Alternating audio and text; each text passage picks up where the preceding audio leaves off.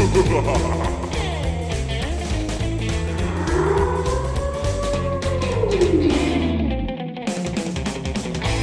to the Nick Taylor Horror Show. Alston and Julius Ramsay are two brothers and a writer-director duo. The Ramsay brothers made their debut with Midnighters, a high-octane indie thriller released by IFC Midnight in 2017. Their most recent feature is The Current Occupant, which is the latest entry in Blumhouse's Into the Dark series on Hulu. For the uninitiated, Into the Dark is a Black Mirror-like series of self-contained feature-length horror movies produced by Blumhouse, where each episode thematically represents a different holiday. The Current Occupant was themed around Independence Day and tells the story of a man committed to an insane asylum who believes himself to be the President of the United States. The Current Occupant is a fascinating and highly entertaining institutional horror thriller and is available on Hulu today. In addition to their feature films, the Ramsays have a varied and fascinating background. Alston was a former speechwriter for multiple prominent political figures like Secretary of Defense Robert Gates, General David Petraeus, and Secretary of Homeland Security Jay Johnson, while Julius edited for multiple TV shows including Battlestar Galactica and has directed for Blumhouse's The Purge TV series and directed multiple episodes of The Walking Dead. The Ramsays were a whole bunch of fun to talk to, and their latest feature, The Current Occupant, is now streaming on Hulu. Now, for your listening pleasure, here are Alston and Julius Ramsay. At what point did you know you had a political horror movie in you? Since Donald Trump got elected. No, I mean, I think it was a confluence of events. You know, I'm coming from this is Alston. I'm coming from the writing side, and Jude's coming from the directing side, like you said, as a speechwriter. So I think our first movie was not political, but we were really trying to find that film that was going to be a nexus of our skill sets, because he's coming from genre and has worked on awesome shows like Walking Dead and Alias and Battlestar Galactica. And I'm coming from the writing background and politics in particular. And so it's really trying to find, like, what's that sweet spot on where those two meet. So, you know, we had been toying with ideas on and off for, 2-3 years probably in the realm. Yeah, and Alston, you know, his experience in politics is, you know, it's much lengthier than mine. I mean, I was an intern in college and that was it, whereas Alston worked at a very high level for 4 or 5 years. Okay. Professionally. So during that time period, Alston, were there things that you had seen or experienced or any like real horrors of politics? I'm sure you have to tread carefully when answering this question, but were there any particular instances where you witnessed things that were, shall we say, horror centric, that was something worthy of writing a horror movie about? I mean, I think that there's a lot you see that is inspirational. So I worked in the Defense Department during really the height of the Iraq and Afghanistan wars. And, you know, it's a giant bureaucracy, which operates the way that institutions and bureaucracies do, that are kind of about crushing individuality, which, you know, that is very much in the realm of what institutional horror is about. It's about unthinking, uncaring institutions that you can't bargain with, you can't negotiate with, that are meant to destroy the individual. It's about the application of power from, you know, a force that really like isn't human in nature. And so just being in a bureaucracy, you see a lot of the decision making that has life and death implications, quite literally, because it's wars in Iraq and Afghanistan, that can be really terrible and not make a lot of sense just because of how it is. And then I think, you know, another thing that's more directly related to The Current Occupant is just when you're around enough people at high levels of power, you start realizing that, and I was fortunate to work for people that this really does not apply to, because they're the most humble, dedicated public servants you can imagine. But you do see people that, you know, there's a bit of megalomania. And it's not surprising because, you know, you're talking, especially when you get to people seeking the presidency, you have to be a little bit insane to say, hey, I think I should be the most powerful person on the planet and make decisions that affect millions of lives every day. like, I think I'm qualified for that. I mean, you've got to be a little bit crazy. Naturally. And you can see where the overlap comes with this film. And it also, this movie's about a man who's in a very bizarre psychiatric hospital, and he comes to believe that he's the president of the United States. And really the genesis of that was this question of what happens if you put the most powerful person on the planet in the most powerless situation. You're in this institution and you are trapped there. And that's really, I think, the kernel that launched the original ideas for this film. Today's episode of the Nick Taylor Horror Show is brought to you by Rue Morgue magazine. Subscribe to Rue Morgue for award-winning insight into the world and culture of horror, from books, movies, and comics to music, collectibles, and classics, featuring the latest film, book, comic book, music, game, toy releases, and more delivered to your door. Guillermo del Toro called it the best damn magazine in the genre. Subscribe to Rue Morgue, the horror magazine of the 21st century, by visiting www.rue-morgue.com. Today's episode of the Nick Taylor Horror Show is brought to you by Diabolic DVD. For almost 20 years, Diabolic DVD has been the source for horror, cult, and weird cinema to customers around the world. Diabolic offers a one-stop shopping experience for all of your favorite labels, including Arrow, Synapse, Vinegar Syndrome, Severin, Mondo Macabro, Blue Underground, 88, and many more from all corners of the globe. So whether you're looking for the definitive version of Suspiria or trying to upgrade your crusty old DVD of Cannibal Holocaust, Diabolic is the owner-operated small business choice you've been craving.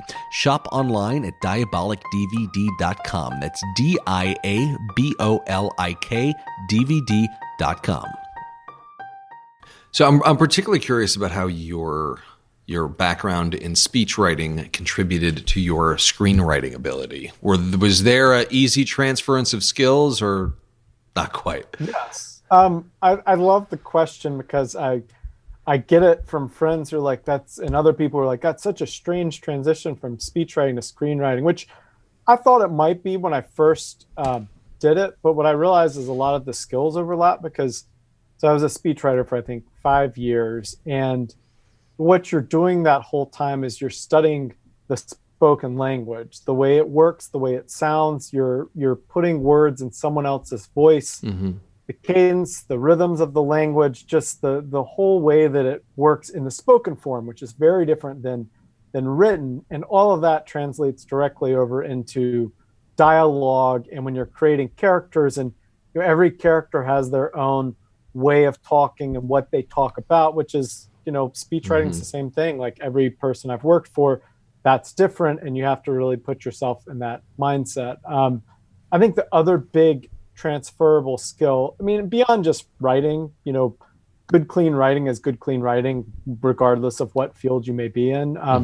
But the other one that's a little I hadn't thought about is the foundation of any good speechwriting is really research, like lots and lots of research. You might find 10 items and you only use the best of those, like 1 out of 10.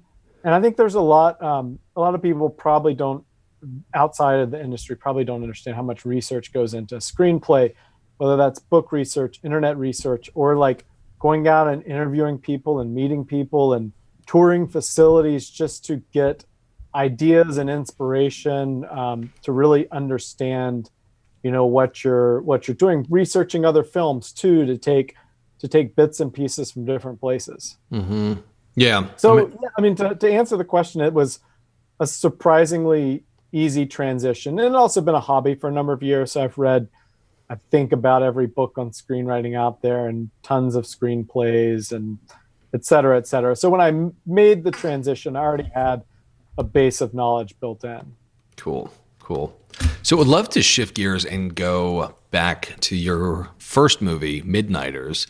Could you guys give a sense of how the movie came about? I mean, from initial idea to getting it wrapped, made, and sold to IFC Midnight? Jude, you want to take that one? Sure. We had Alston and moved to Los Angeles, and we decided that we wanted to make a movie together. So we were really, talking through what kind of film we wanted to make, and we decided to make a film that was, a bit of a throwback, like a bit of a Hitchcock type of film. We didn't want to have anything supernatural in it. No big gag or gimmick. We wanted it to be very like human driven. And so we wanted to do, the film, like really a film noir type of movie. And that's what we wound up doing. So we came up with the concept for it. It all takes place over New Year's Eve, and it's about a couple and their marriage, and they get involved in this accident, and they wound up accidentally killing a guy on their way home from a New Year's Eve party, and they discovered that the guy had a gun and a piece of paper in his jacket. And so from there, it's all about like why he was coming to their house, why he had the gun, what's it all about. And so the whole thing takes place from New Year's Eve until through New Year's Day. So it's all very, very contained, and at the same time, I think very fast moving. And that was really how we came up with it. I'd say it was a little more of a thriller, like a noir thriller, than it was a horror movie. Yeah. And Nick, I would just add, I think I know you're the people who listen like to hear some about the practical aspects, and a real starting point we had with that film, I think, before we even came to like, here's what the movie is and what it's about. We started by drawing a box around what we could do from a production standpoint, which was, we knew that to make it so that it was makeable, that we needed a limited cast, we needed limited locations. Ideally, it takes place in mostly one place. And obviously we wanted to be genre and all just very doable from practical standpoints. Jude, I don't know, were there any other sort of boundaries that we put around ourselves? No, I mean, that was mostly it. I mean, we wanted it to be a very, contained thriller. And I think we wanted to also, look and feel as big as possible, like given those, constraints, both physically and financially. So I think we did that. Cool. So yeah, I mean, there's it's relatively commonplace for first-time filmmakers to identify, okay, what are the assets that I have access to, and then essentially build and write around that. And it sounds like largely that was is that what you guys did? Yes. Yeah. I mean, we knew very much so. Yeah, we knew enough. Just, and there's a reason I think you see a lot of horror films, especially from people making their first movie. You see them like haunted houses and slashers in one place because the ease of production of that. And so, that was definitely the starting point, was like, these are our boundaries. Yep. And this is our sandbox, and we have to play inside it. And then, like Jute said, just our sensibilities for that film is we wanted to really stick in more of the psychological realm and that sort of throwback grounded in the real world, just for that film. So that's where we were sort of looking for ideas and throwing around a lot. And the one that actually sort of started us down the road of the film was a news story that weirdly we had both read from, I mean, it's maybe 15 years old now. And it was about, I think she was a nurse, maybe down in Texas. She hit a homeless guy. He went halfway through the windshield. She went home. He's still alive. And he basically bled out for 24 or 48 hours, begging for help. And neither she nor her boyfriend called anyone to help the guy. Like, they just had a complete mental breakdown. So, the movie ends up being a lot different. Like Jude said, it's a guy, he's got a piece of paper in his wallet and has their address on it. He has a gun, and it's the unraveling of, well, why is he coming after them? But that initial spark was from a just completely random source. But it actually helped a lot to create a process that once we came up with that, we knew that we had certain limitations and that the whole script had to exist within those limitations. Yeah. But I think sorry, go on. I was just saying it helps sometimes, I think, when you have, because a screenplay is like wide open, you could fly to the moon or to Mars if you don't have any boundaries on yourself. When you put boundaries, I think it actually can help you be more creative, because you're trying to think, well, what's an interesting way of of doing something like this, that we so you don't feel like you've seen it before, even though, we've all seen lots of movies that are scary or thrillers that take place in a single location. Right, right. Yeah, it seems like it makes all the sense in the world. I mean, especially for it being your first film. So as soon as you guys had the script and had the locations and everything figured out, what was the next step in getting it produced and made and all of that? How did you guys get producers on board? What were the steps required to get the movie made? Well, I think that on the producing side, I asked Jude if he'd produce it, and he asked me if I'd produce it, and so we decided to do that. Yeah, I mean, we really produced the film ourselves. I mean, we did everything on it, everything. So, it was really going hand in hand, trying to raise money, trying to get actors involved, crew involved, finding a director of photography, finding sound guys. I mean, from the catering to the locations, I mean, every single aspect of this was really just us, busting our ass and doing it ourselves. So it was a lot of work. Wow. Yeah, a lot of work. Insane amount of work. We did go through some of the normal Hollywood process, and I think we just reached a point where it felt like if we kept going down that road, there was a good chance it could just never get made, because the Hollywood process is about attaching a big recognizable actor that can then do foreign pre-sales, and there's only a few dozen of those in the whole industry, and it's very difficult. And one of Jude's friends gave him the advice of put a date on the calendar that you're going to start principal and just move forward as if it's going to happen and sort of will it into being. And I think that's part of what we did, because I think for a lot of first-time directors making a movie, unless you have a strong track record, it's going to be very difficult to get people in sort of the system properly to take a chance. And so, if you want to make a movie, go make a movie. That's a lot easier said than done. Right. The amount of work involved was really unfathomable. But, I think technology now also allows people to do incredible things, and it can take a long time, but, you can make really incredible looking films without spending much money if you do it all yourself, which is a whole different ball game. But it's possible. Technology allows a lot of stuff that wouldn't have been possible 20 years ago. Yeah. Well, when it comes to first-time filmmaking and getting the film made, one of the elements that a lot of would-be directors shy away from is the raising money part. And Alston, from what I understand, you have a relatively corporate background. Did that help you in a business context when it came to raising the money and pitching producers and like that, or was it a whole new world? It helped on the raising money, not really. Been pitching to angel investors. I went to business school, so I have an MBA. Mm-hmm. So I approached it the way I'd worked in the startup world a little bit, some early stage startups, and taken some classes in it. So I approached it the way you would with, an early stage startup where you're doing angel fundraising effectively. And so, I had a whole financial pitch deck and everything. Ultimately, I think raising money for an independent film, is people aren't going to invest based on the ROI and other metrics, because I think everyone knows that it's a tough business, and Mm-hmm. sometimes you get the lottery ticket, sometimes you don't.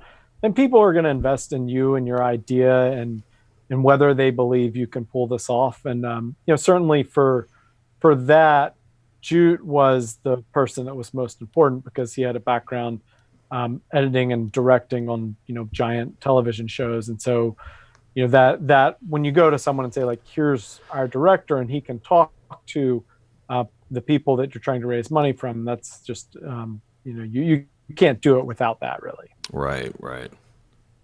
So Jude, your background in editing shows like The Walking Dead and the Purge TV series, it sounds like that must have really come in handy when it came to producing the movie. Yeah, think it helped with just drumming up interest, getting actors involved, getting people to believe that it was a real movie that was going to be good, it was going to be high quality. I think that my background definitely helped a lot with that. So what was it like working within the Blumhouse Into the Dark system? I mean, I've talked to a number of other directors who have produced, or who have directed rather, directed films for Into the Dark. And it sounds like it's a pretty fascinating framework that Blumhouse essentially plugs these directors into. Could you talk about the kind of lines that you had to color within and the overall structure of it, and what were what's the framework for working within Into the Dark?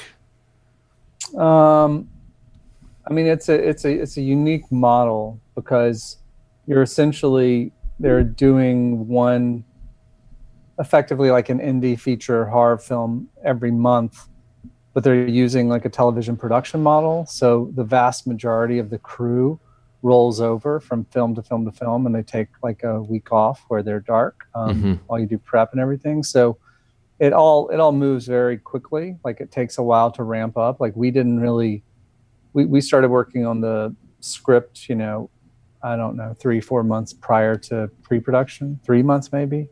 But then not much was really happened in terms of the casting and the crew and all and the actual prep of it until prep began, and that was, I want to say, 3.5 weeks before we started shooting. So it's like a freight train that you jump on and you travel for a while and then jump right back off. So it moves very quickly, and it's not like a television show where so much of it is consistent, from the look to the actors to the sets. I mean, that all stays the same on a television show, or relatively the same. And it's not like a feature in that you have a ton of prep time to get the feature up and rolling. Normal feature, you might prep for months. And so you're sort of doing both. Right. And we've got the resources of both, but it's also, it's fast. It's a lot of work. And it's a really, it's a big support system because it is a studio and they've got a name. So that draws the attention of actors and crew members and all that kind of stuff. But it's a lot of work. It's very, very intense. Yeah. I heard that television productions operate at a breakneck pace. Anybody I've ever spoken to who has a TV background says it's nothing like a film set. On TV, it's just go all day, every day. Right. It's super intense. How long did it take to film The Current Occupant? 16 days. Oh, wow. Is that part of the Blumhouse framework? Is everybody gets 16 days? For Into the Dark, yeah. They do 16 days. I think we had, I forget. I mean, I think it's maybe 14 days of prep, if I recall correctly, and 16 days of shooting. So a normal hour-long television show, which is roughly 44 minutes of content on average, the normal shoot is 8 days. So this is double that, and it's about exactly double the time. So you're shooting on a television schedule, but you're shooting a film. Right. Like you're shooting something that's got a beginning, middle, and end. And if you miss something, there's no do-overs. We don't ever get to go back and redo anything. So I'm really interested about in writer-director collaborations. I mean, you guys have done a number of projects together, and you are brothers. Can you talk about your collaboration process? Sure, Alston, you go for it. I mean, it's different at different parts of the process, and I think that the good thing, just to start at the bird's eye level that we have, is I think we are brothers, so we do. Do you have siblings? Yeah, I do. Yeah, so you can probably imagine working with a sibling that you are going to have some arguments and some squabbles, shall we say. I think the thing we're really fortunate with is that we never have those arguments over creative stuff. I really, in 2 feature films, I cannot remember something I'd consider a genuine creative difference. I mean, there's stuff that I might want to do that he disagrees with, or vice versa. But like, I can't think of anything where it's like, I'm going to die on this hill and I'm so mad. It's like, okay, fine. Like, it's a subjective decision. Someone's got to make the call. I think that comes from just the fact that we have sort of a shared film language. I'm younger. So growing up, he made me or let me watch lots of horror movies that I probably should not have seen at the age that I was. Yeah, exactly. So I think that's just helpful because, if we're discussing an idea or something, it's like, if I say, oh, it's like such and such in that scene in this movie, and I can name something really specific and obscure, and he's going to know precisely what I'm talking about. And that can just help at every stage because, you don't have to explain yourself necessarily.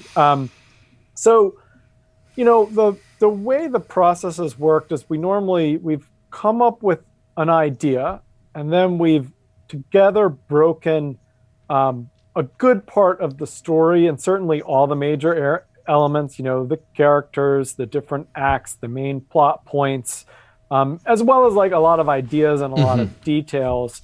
And maybe even in the case of this, we had like a full on outline, because that's part of what we had pitched as part of just going to Blumhouse and trying to sell them on this concept. And then I go and do the first draft of the film and then of the script, and then work with Jute on changes, implementing all his changes and everything. And that's sort of phase one, I think. And then and Jute, stop me if I'm missing something. And then on set, he can speak to it from his perspective. I feel like I'm really lucky. I get to sit on monitor and like watch the magic happen and watch just incredible stuff. And if I have an idea on something or something doesn't feel like it's quite working, it's the director's set. So it's his call and everything, but I know that I can go and voice that to him and he's going to listen. And sometimes he's going to overrule me and sometimes he's going to say that's a great idea.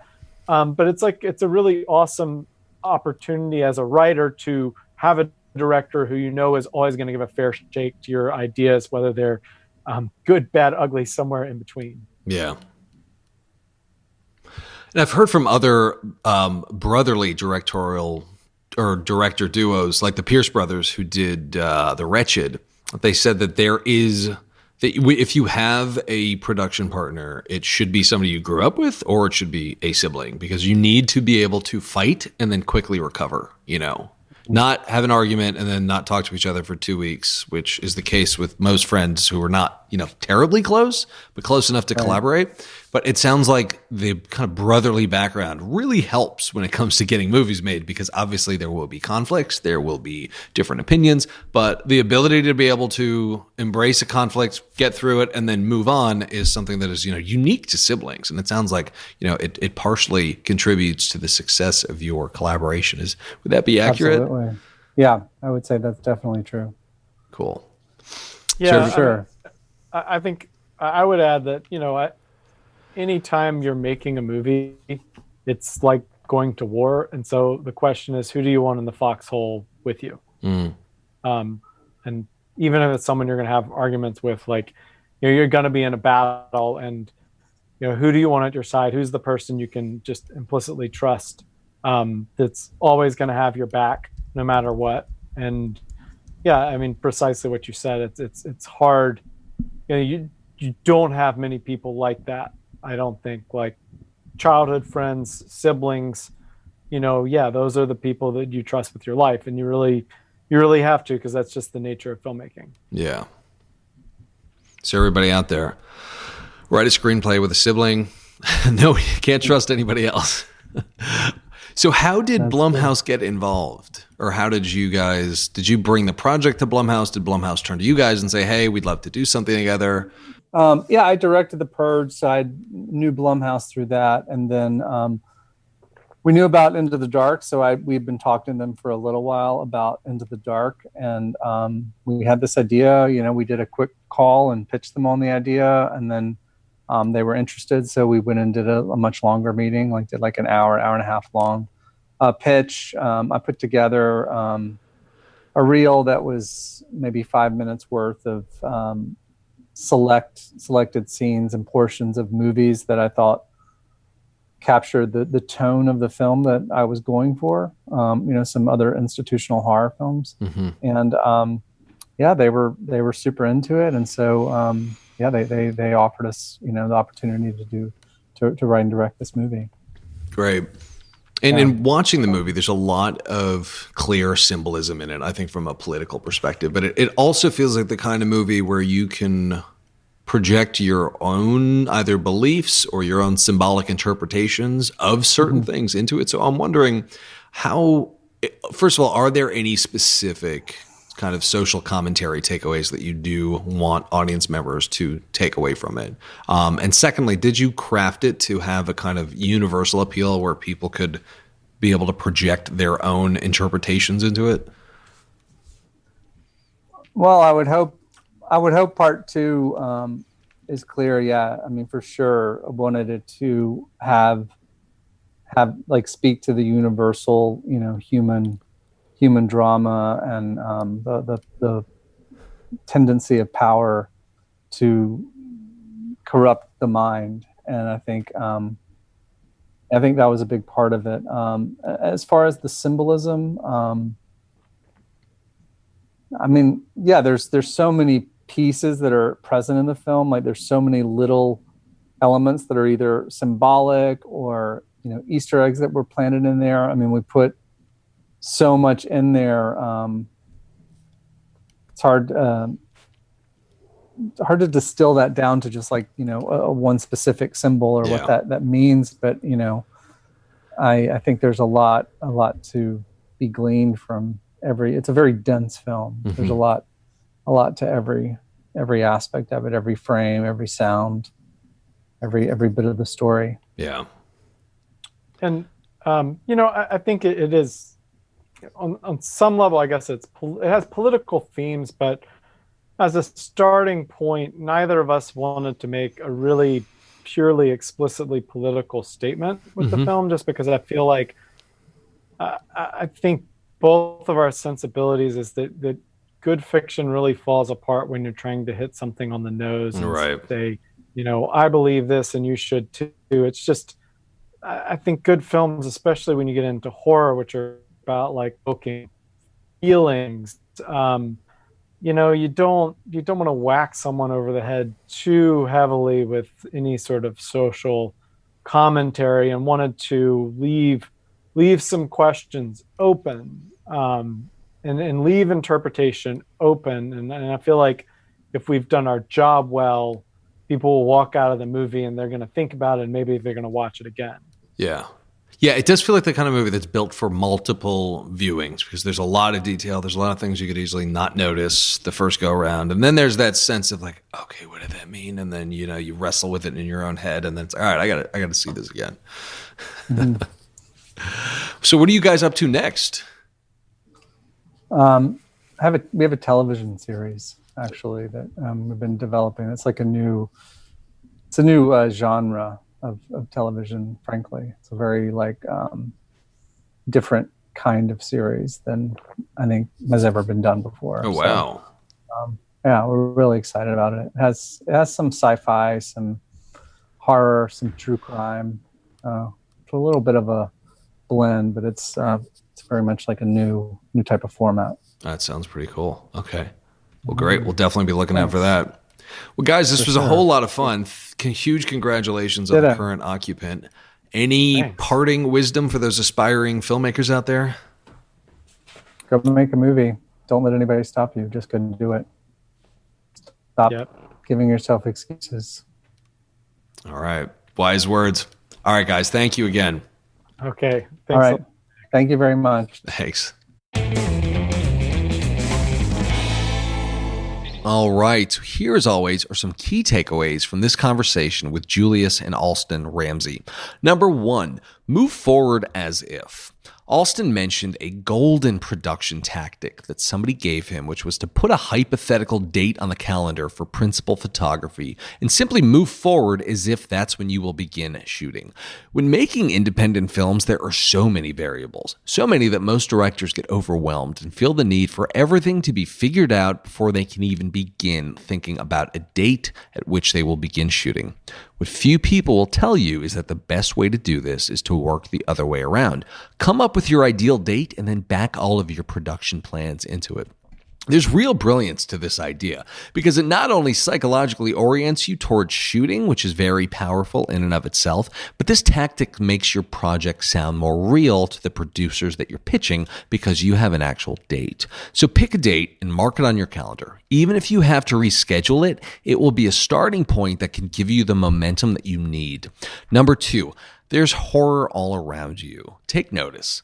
Alston spent a lot of time working in politics as a speechwriter, and because of that, he brought a breadth of perspective and experience into The Current Occupant and its political undertones.